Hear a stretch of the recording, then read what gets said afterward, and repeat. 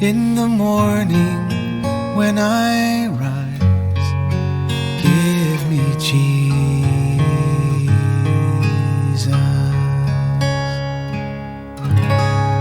Good morning. I hope you're seeing how ridiculous religious leaders were back in Jesus' day. Jesus said, you guys could have arrested me in the temple any day. We were there together, but you didn't do it.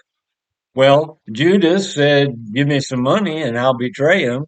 And that gave them opportunity. And so they did it in a violent way. They came with clubs and swords and they arrested him and dragged him away. We need to see that the only reason Judas could have done that is because the enemy, Satan himself, was driving Judas to it.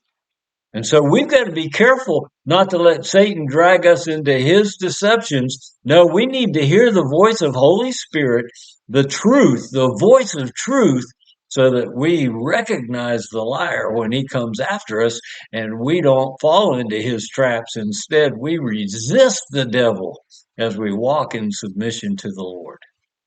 Well, today we're going to see how things got even more ridiculous. I'm in Mark 14, and I'm going to read verses 53 through 59. They say this: they led Jesus away to the high priest, and all the chief priests and the elders and the scribes all gathered together.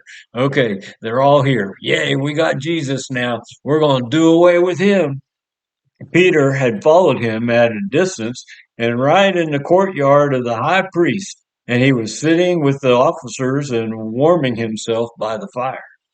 Now, the chief priest and the whole council kept trying to obtain testimony against Jesus to put him to death, and they were not finding any.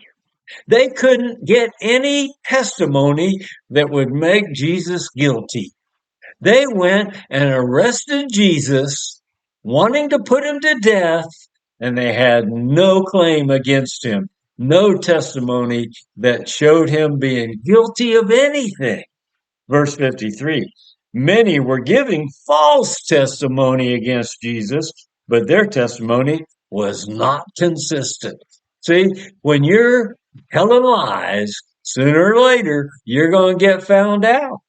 Verse 57, some stood up and began to give false testimony against him, saying this: we heard him say, I will destroy the temple made with hands, and in 3 days I will build another made without hands. Now we know that's exactly what he did.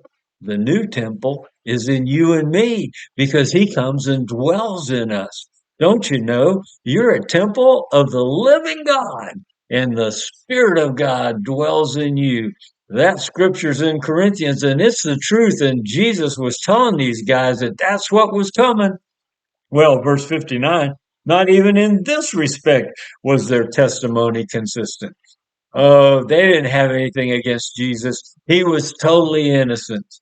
And see, Satan doesn't care what the facts are. He doesn't care what the truth is. Satan is going to go after what he wants to go after. And so we need to be so on guard against the schemes of the enemy because he's a deceiver. And if we're not walking with the one who is truth, then we're going to fall into his nonsense. Well, I hope you're seeing as we go through these details that what the devil does doesn't make any sense at all. And yet, he gets his way so much of the time because we don't listen to the voice of truth.